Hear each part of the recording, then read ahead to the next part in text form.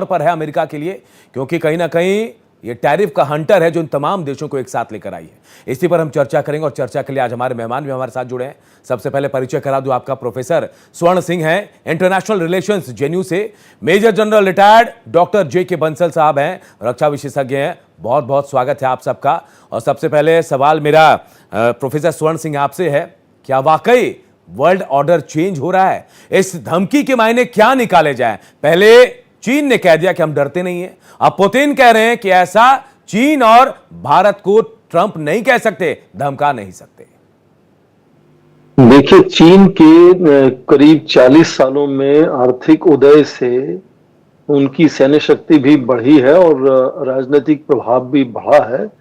और ये बदलाव अंतर्राष्ट्रीय स्तर पर चीन के दबदबे से बहुत धीमे से बदलाव आता हुआ नजर आता है। और यहां तक रूस का सवाल है, रूस को आज लगता है कि भारत और चीन से जुड़ जाने से या चीन की भाषा में बात करने से उनका अंतर्राष्ट्रीय स्तर पर अपना प्रभाव बढ़ता है, तो इसलिए वो उसी भाषा में आज बात कर रहे हैं। और ये जो मल्टीपोलरिज्म की बात कर रहे हैं चीन के राष्ट्रपति और रूस के राष्ट्रपति, उससे उनको लगता है कि अमेरिका का जो यूनिलैटरलिज्म है या अमेरिका का जो उनको हाशिए पर रखने की एक कोशिश है, उससे वो बच सकते हैं। इसलिए मुझे लगता है कि वो फिर से वही भाषा फिर से सामने आती है। और खासकर जब आप देखें कि राष्ट्रपति पुतिन हाल ही में अलास्का में राष्ट्रपति ट्रंप ने उनकी मेजबानी की थी, जबकि पिछले 3.5 साल से वो कहीं भी विदेश में जा नहीं पा रहे थे। उसके एकदम बाद अब वो शंघाई सहयोग संगठन के शिखर सम्मेलन में आते हैं, तो अंतर्राष्ट्रीय स्तर पर उनकी जो साख है वो बदलती हुई नजर आती है। उसी परिप्रेक्ष्य में उन्होंने ये प्रेस कॉन्फ्रेंस में बताया कि वो मल्टीपोलरिज्म का समर्थन करते हैं और यूनिपोलरिज्म नहीं चाहते हैं। ये भी कहा कि चीन और भारत बहुत बड़ी आर्थिक व्यवस्थाएं हैं, पर फिर भी संप्रभुता जो है वो मौलिक मापदंड होना चाहिए और सभी राष्ट्र एक समान माने जाने चाहिए। हालांकि अपना भी जिक्र किया उन्होंने कि परचेजिंग पावर पैरिटी के नजरिए से देखें तो रूस भी चौथी सबसे बड़ी आर्थिक व्यवस्था हो जाता है। कभी कभी ये बात सामने नहीं आती बहुत अच्छे से। तो ये रूस की लगातार इतिहास के नजरिए से शायद हम बाद में बात करेंगे, हमेशा से ये कोशिश रही है कि किस तरह से पश्चिमी देशों का जो निरंकुश एक तरह से नेतृत्व बनता नजर आता है कभी कभी अंतर्राष्ट्रीय स्तर पर, उस पर रोक लगाने के लिए और अपने राष्ट्र हितों को बनाए रखने के लिए वो मल्टीपोलरिज्म की हमेशा से बात करते रहते हैं। इसकी शुरुआत पहले हुई थी 90 के दशक में, उस पर बाद में आएंगे। जनरल साहब भी मुझे लगता है कुछ इसमें जोड़ना चाहिए। प्रोफेसर स्वर्ण सिंह आपके पास आऊंगा। जो परिस्थितियां अभी चल रही है, आपने देखा एससीओ मीटिंग और उससे पहले ग्लोबल साउथ के देशों से भारत के प्रधानमंत्री का मिलना, और उसके बाद अचानक से जो टेम्परामेंट है वो बदल गया है। आपने देखा RICH के जो लोग मिले, 3 देश मिले, उसके बाद कई सवाल उठने लगे। और अब पहले चीन, फिर आपने देखा पुतिन, और अब जो तमाम जो 20 से ज्यादा देश हैं वो भी शायद मौन स्वीकृति दे रहे हैं पुतिन और जो चीन की बात है शी जिनपिंग के बयान पे लगे। क्या ये वाकई भारत, चीन और रूस मिलकर वर्ल्ड ऑर्डर चेंज कर सकते हैं, उस हालत में है?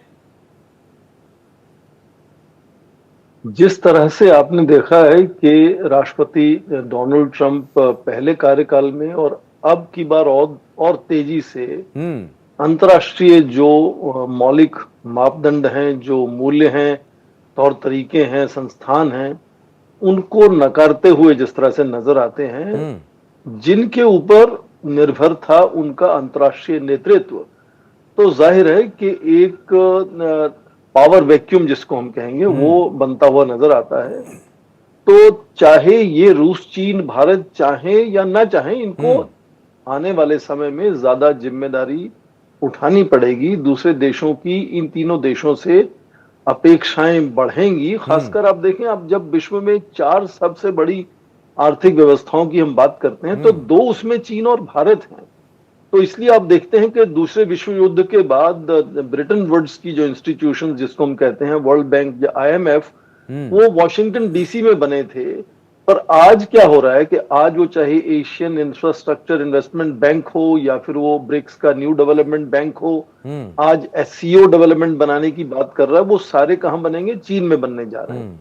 तो मैं ये कह रहा हूं कि धीरे धीरे बदलाव लगातार अंतर्राष्ट्रीय ढांचे में आता हुआ नजर आता है। यहाँ चीन, भारत और रूस का प्रभाव जो है या योगदान उसको कहें, वो बढ़ता हुआ नजर आएगा।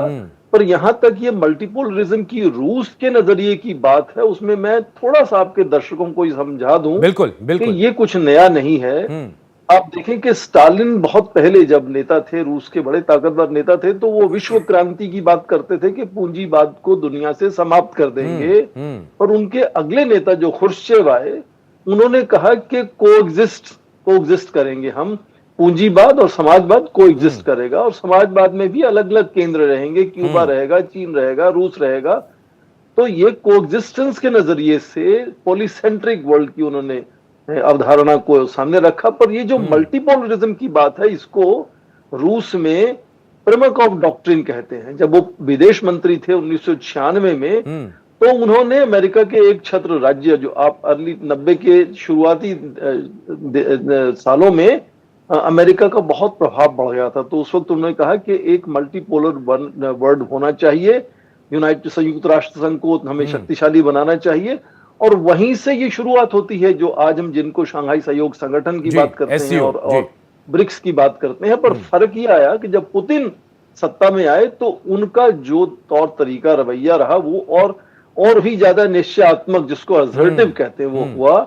और उन्होंने ये लगातार कहा कि मल्टीपोलरिज्म से हम रोकेंगे, ब्रिक्स को बढ़ाएंगे। पर उसके साथ साथ यहां जरूरत हुई तो क्राइमिया में वो घुस गए, मोल्डोवा में घुस गए, जॉर्जिया में घुस गए, अब यूक्रेन में घुसे हैं।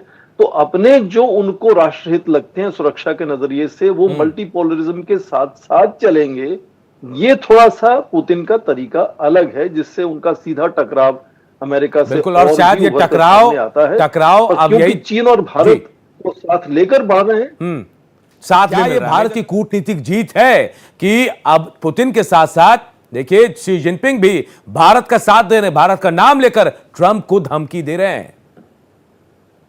बिल्कुल, इसमें भारत की सफलता नजर आती है कि जिस तरह से आपने देखा कि राष्ट्रपति शी जिनपिंग और राष्ट्रपति पुतिन, जो खबरों में है कि 10 मिनट तक इंतजार किया उन्होंने प्रधानमंत्री मोदी को अपने साथ गाड़ी में होटल तक ले जाने के लिए अपनी बैठक से पहले, तो ये शायद परोक्ष रूप से भारत का जवाब है राष्ट्रपति ट्रंप के लिए कि यदि आप अपने रिश्तों में खटास या तनाव लाना चाहते हैं भारत के साथ, तो भारत के पास और भी विकल्प हैं और भी दूसरे देश हैं जो लगातार भारत से तालमेल बनाना चाहते हैं।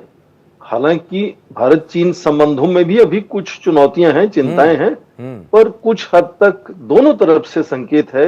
और चीन भी कोशिश कर रहा है कि भारत का जो तनाव अमेरिका के साथ है, उसका फायदा उठाकर अपने साथ रुझान अच्छा बना ले भारत का।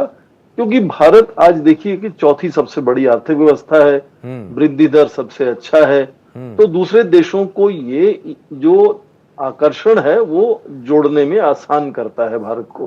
तो इसलिए जिस तरह से भारत के प्रधानमंत्री का स्वागत हुआ थियानजिन में, शंघाई शिखर सम्मेलन में, शंघाई सहयोग संगठन के शिखर सम्मेलन में, और उससे पहले जिस तरह से यात्रा जापान की हुई, वहां भी निवेश को लेकर, व्यापार को लेकर, तकनीक के हस्तांतरण को लेकर कितनी आपस में सोच साझा हुई। तो ये सब यात्राओं में नजर आता है कि भारत की आज जो साख है वो ये साख बिल्कुल मजबूत हुई है प्रोफेसर साहब।